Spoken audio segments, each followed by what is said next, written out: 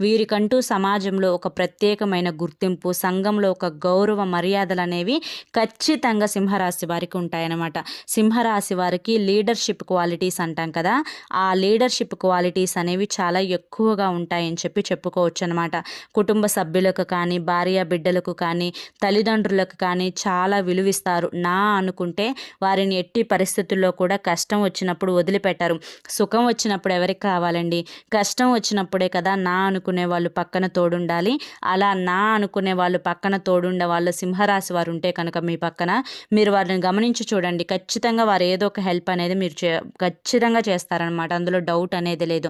కాకి ఏం చేస్తుంది? పదే పదే పదే పదే కావు కావు కావు అని చెప్పి అరుస్తూ ఉంటుంది. కాకికి విలువ ఉంటుందా చెప్పండి?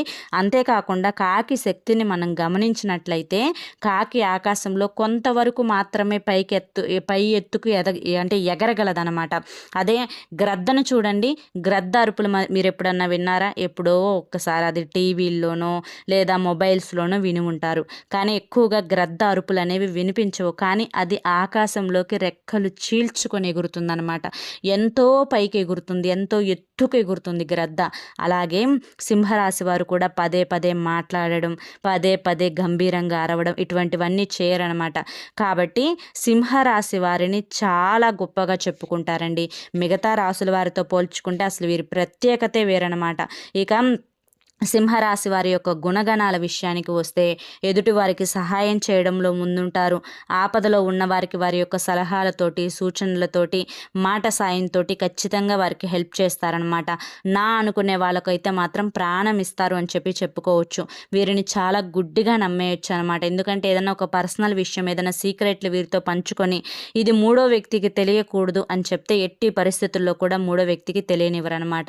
ఇక గతంతో పోల్చుకుంటే సింహరాశి వారికి ఇప్పుడు ప్రస్తుతం ఉన్న రోజుల్లో వీరు చేస్తున్న ఉద్యోగాల యందు, వ్యాపారాల యందు ఖచ్చితంగా కలిసి వచ్చే అవకాశాలు అయితే ఉన్నాయండి. ఆర్థికంగా మీకు చాలా లాభంగా ఉంటుందన్నమాట. ఎట్టి పరిస్థితుల్లో కూడా మీ యొక్క మనస్తత్వాన్ని కానీ, స్వభావాన్ని కానీ ఎవరి కోసం కూడా మార్చుకోవద్దు. ఎందుకంటే మీ రాశి ప్రకారం మీరు ఏ విధంగా ఉండాలో అలాగే ఉండాలి. ఒకరి కోసం మారాల్సిన అవసరం లేదు. ఇక మీరు వినబోతున్న 5 శుభవార్తల విషయానికి వస్తే కనుక మీరు ఖచ్చితంగా ఇళ్ల స్థలం అనేది ఒకటి కొనుక్కుంటారండి. మీకంటూ సొంత ఇల్లు ఒకటి ఉండాలి, మాకంటూ ప్రత్యేకంగా నూతన గృహాన్ని నిర్మించుకోవాలి అని చెప్పి ఎవరైతే అనుకుంటూ ఉన్నారో వారు ఖచ్చితంగా సొంత ఇల్లు అనేది ఒకటైతే ఖచ్చితంగా కొనుక్కుంటారు. లేదా ఇళ్ళ స్థలాన్నైనా కూడా కొనుక్కుంటారు.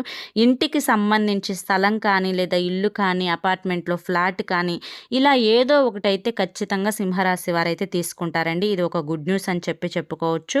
ఇక రెండవది, సింహరాశి వారికి